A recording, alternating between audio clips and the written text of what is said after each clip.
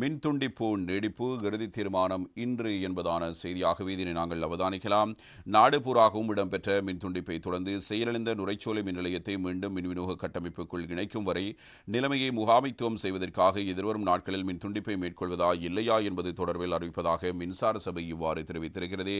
குறைந்து வரும் நாளாந்த மின்கேள்வி நிலையை முகாமைத்துவம் செய்ய முடியும் என்ற அடிப்படையிலும் நேற்று பூரண தினம் என்பதால் மின்துண்டிப்பு இடம்பெற்றிருக்கவில்லை. கடந்த ஞாயிற்றுக்கிழமை பாணதுரை கிரிட் மின் உற்பத்தி நிலையத்தில் இடம்பெற்ற அவசர நிலைமையால் முழு நாட்டிலும் மின்துண்டிப்பு ஏற்பட்டிருந்தது. அதனால் ஏற்பட்ட கட்டமைப்பில் ஏற்பட்ட கோளாறு காரணமாக நுரைச்சோலை அணுமின் நிலையத்தின் 3 மின் உற்பத்தி இயந்திர பிரிவுகளும் செயலிழந்திருக்கின்றன. அதன் பிரதிபலனாக கேள்வி நிலையை முகாமைத்துவம் செய்ய முடியாதன் காரணமாக கடந்த 2 நாட்களாக நாளாந்தம் 1.5 மணி நேரம் மின்துண்டிப்பை மேற்கொள்ள அரசாங்கம் நடவடிக்கை எடுத்தது. இருந்தபோது மின் விநியோகத்தை முகாமைத்துவம் செய்ய முடியும் என்றதன் அடிப்படையில் நேற்று மின்துண்டிப்பை மேற்கொள்ளாமல் இருக்க மின்சார சபை நடவடிக்கை எடுத்திருந்தது என்பதாக இந்த தகவலை நாங்கள் இவ்வாறு அவதானிக்கலாம்.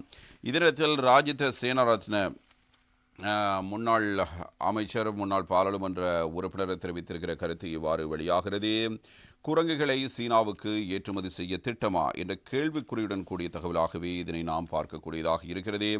அவர் இதை பற்றி என்ன கூறுகிறார் என்பதை குறித்து நாங்கள் அவதானத்தை செலுத்தலாம். சீனாவுக்கு விஜயம் மேற்கொண்ட ஜனாதிபதி அனுரகுமார் ஜனநாயக் அங்கு குரங்குகளை ஏற்றுமதி செய்வது தொடர்பில் பேச்சுவார்த்தைகளை முன்னெடுத்திருக்கலாம் என்று சந்தேகிக்கிறோம். அதனால் தான் நாட்டில் உள்ள அனைத்து பிரச்சினைகளுக்கும் குரங்குகள் மீது பழி சுமத்தப்படுவதாக முன்னாள் அமைச்சர் ராஜித சேனாரத்ன இவ்வாறு தெரிவித்திருக்கிறார். இது தொடர்பில் அவர் கருத்து வெளியிடும் போது கடந்த அரசாங்கத்தில் குரங்குகளை சீனாவுக்கு ஏற்றுமதி செய்வதற்கான திட்டங்கள் காணப்பட்டன. தற்போதைய ஜனாதிபதி அனுரகுமார் ஜனநாயக்க சீன விஜயத்தின் போது தொடர்பில் பேச்சுவார்த்தைகளை முன்னெடுத்திருக்கலாம். இதன் பின்னணியில் தான் சகல பிரச்சினைகளுக்கும் குரங்குகள் மீது பழி சுமத்தப்படுகிறதா என்ற சந்தேகம் ஏற்படுகிறது. மின்சாரத்துக்கான கேள்வி மற்றும் விநியோகத்தில் காணப்படும் சிக்கலே இதற்கான காரணமாகும். நுரைச்சோலை மின் உற்பத்திகள் 3 செயலிழந்துள்ளமையால் இந்த சிக்கல் ஏற்பட்டிருக்கிறது. இதனால் 900 மெகாவாட் மின் உற்பத்தி தடைப்பட்டிருக்கிறது. அவ்வாறு அரசாங்கம் முதலில் இந்த பிரச்சினைக்கு தீர்வினை வழங்க வேண்டும். இவ்வாறு சமநிலையற்ற தன்மை தொடர்பில் மின்சார சபை பொறியாளர்கள் முன்னரே அமைச்சருக்கு அறிவித்திருக்கிறார்கள். எனினும் அவரால் எந்த நடவடிக்கையும் முன்னெடுக்கப்படவில்லை. இவர்களுக்கு சிறந்த அரசியலில் ஈடுபட முடியும், ஆனால் அரசு நிர்வாகத்தை முன்னெடுத்துச் செல்ல முடியாது. ஆட்சி நினைத்ததை போல அன்று மிகவும் கடினமாக உள்ளதாக ஜேவிபியினர் குறிப்பிடுகிறார்கள் என்பதாக ராஜித சேனாரத்ன தெரிவித்த கருத்து இவ்வாறு தரப்பட்டிருக்கிறது. இதே நேரத்தில் லால்காந்த் அமைச்சர் அவர்கள் தெரிவித்த கருத்து குறித்தும் நாங்கள் அவதானத்தினை செலுத்தலாம். அத பத்திரிகையில் இந்த செய்தி இவ்வாறு தரப்படுகிறது. ஆண்டுவ வெனசுநாட்ட ரஜே வெனஸ்வி நிதினிசா பரண ரஜே வெட ரட்டாவ தௌமத் கிரியாத்மகாய் என்பதாக அமைச்சர் லால்காந்த் அவர்கள் குறிப்பிடுகிறார்கள். அரசாங்கம் மாறியிருக்கிறது, ஆனால் அரசு மாறவில்லை என்பதன் காரணமாக ஏற்கனவே கடந்த அரசாங்கங்கள் பழைய அரசாங்கங்கள் மேற்கொண்ட அதே திட்டங்கள் தற்போதும் இருக்கின்றன என்பதாக கேடி லால்காந்த் அவர்களினால் இவ்வாறு கூறப்படப்பட்டிருக்கிறது. எனவே அனைத்தையும் மாற்ற வேண்டிய தேவை இருக்கிறது. அதனை படிப்படியாக செய்வதற்கு தாங்கள் தயாராக இருக்கிறோம் என்ற கருத்தினை அவர் இவ்வாறு முன்வைத்து பேசியிருக்கிறார். எனவே அமைச்சர் லால்காந்த் அவனுடைய கருத்து அவ்வாறு வெளியாகி இருக்கிறார். அதே சந்தர்ப்பத்தில் இன்னும் ஒரு தகவல் குறித்து நாங்கள் அவதானத்தினை செலுத்தலாம். குரங்குகளுக்கு கருத்தடை செய்யும் திட்டம் தோல்வி என்பதாக இன்னும் ஒரு செய்தி வெளியாகி இருக்கிறது.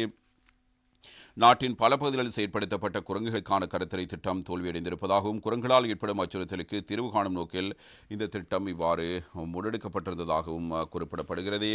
எனவே குரங்குகளுக்கு கருத்தடை செய்ய வேண்டும் என்ற கோரிக்கை அண்மை காலமாக பலராலும் முன்வைக்கப்பட்டிருக்கிற நிலையில் மாத்தளை மாவட்டத்தின் ஹரஸ்கமவில் முன்னோடி திட்டமாக ஆரம்பிக்கப்பட்ட குரங்குகளுக்கு கருத்தடை செய்யும் திட்டம் பல சவால்கள் காரணமாக தற்போது முடங்கியுள்ளதாக மாவட்ட விவசாய பணிப்பாளர் அஜித் மணிக்குமார் தெரிவித்திருக்கிறார்.